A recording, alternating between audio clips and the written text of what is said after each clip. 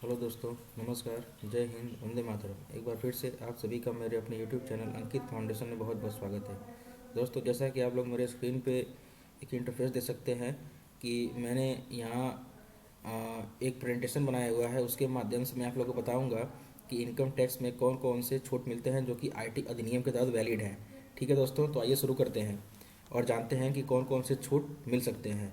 देखिए, मैंने पहला पॉइंट लिख रखा है, जो लोग नौकरी पेशे में हैं, मतलब जो लोग जॉब में हैं, जो लोग सैलरीड पर्सन हैं, उनको 50,000 रुपये का तो स्टैंडर्ड डिडक्शन तो ऐसे ही मिलता है। ठीक है।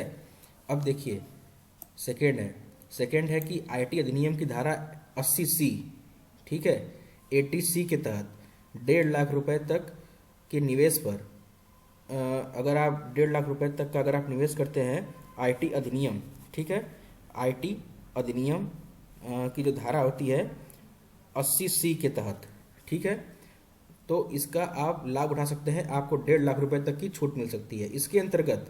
अब देखिए, 80C के तहत आप कहाँ कहाँ इन्वेस्ट कर सकते हैं। 80C के तहत आप पीपीएफ, ठीक है, सुकन्या समृद्धि योजना, बच्चों की ट्यूशन फीस इत्यादि में निवेश करके मिलने वाले छूट का लाभ उठा सकते हैं। ठीक है। अब देखिए, तीसरा है कि आईटी अधिनियम की धारा 80CCD के तहत एनपीएस धारकों को ₹50,000 तक का छूट मिल सकता है।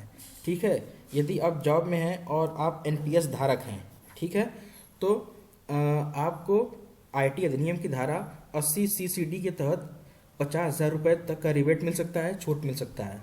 ठीक है। अब देखिए, नेक्स्ट, आईटी अधिनियम की धारा 80D के तहत हेल्थ इंश्योरेंस पर 25,000 से 50,000 तक छूट आप प्राप्त कर सकते हैं। ठीक है। तो इसमें इसका तात्पर्य यह है कि आप आईटी अधिनियम की धारा 80D के तहत यदि आपका हेल्थ इंश्योरेंस है, आपका है, या आपके जो मतलब डिपेंडेंट्स हैं उनका है, ठीक है, तो आप जो उसमें किस्त पे करते हैं, ठीक है, तो उसके माध्यम से आप 25,000 से 50,000 रुपये तक की छूट प्राप्त कर सकते हैं। ठीक है। अब आइए नेक्स्ट में है कि ₹5,000 तक की छूट आप प्रिवेंटिव हेल्थ चेकअप करवा कर पा सकते हैं। ठीक है। यदि आप साल में एक बार अपना पूरा फुल हेल्थ चेकअप करवाते हैं तो उसमें आपको इनकम टैक्स 5,000 रुपये तक का रिबेट प्रदान करता है। ठीक है। अब देखिए, नेक्स्ट है आईटी अधिनियम की धारा 80EE के तहत, ठीक है, होम लोन और इलेक्ट्रिक व्हीकल पर अलग अलग शर्तों के हिसाब से 1.5 से 2 लाख रुपए तक की छूट आप प्राप्त कर सकते हैं। इसका मतलब है कि यदि आपने होम लोन ले रखा है या आपने कार ले रखा है, ठीक है, उसका आप ईएमआई पे करते हैं हर माह, ठीक है, तो आईटी अधिनियम की धारा जो होती है वो 80EE यह कहती है कि कोई भी जो नौकरी पेशे वाला व्यक्ति है वो यदि होम लोन अपना ले रखा है और इलेक्ट्रिक व्हीकल पर भी वो लोन ले रखा है, तो इस धारा के तहत उसको अलग अलग शर्तों के हिसाब से 1.5 से 2 लाख रुपए तक की छूट मिल सकती है। ठीक है। अब देखिए, लास्ट है सेविंग अकाउंट और एफडी पर मिले ब्याज पर भी आप ₹10,000 तक की छूट प्राप्त कर सकते हैं। ठीक है।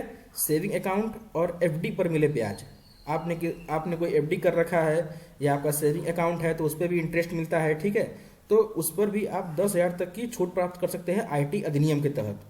ठीक है दोस्तों, तो आज आप लोग को मैं इस वीडियो में बताया कि आईटी अधिनियम, जो विभिन्न प्रकार के जो अधिनियम होते हैं उनके तहत आप कौन कौन से छूट प्राप्त कर सकते हैं और कौन कौन से निवेश करने पे आपको कितना छूट मिलेगा। ठीक है दोस्तों, तो यदि आपको कोई समस्या हो इससे संबंधित तो प्लीज़ आप मेरे कमेंट सेक्शन में पूछ सकते हैं। मैं वहाँ पे आपको श्योर आंसर करूँगा और आपकी समस्या का निराकरण करूँगा। तो फिर मिलते हैं एक अगली वीडियो में, तब तक के लिए नमस्कार, जय हिंद, वंदे मातरम।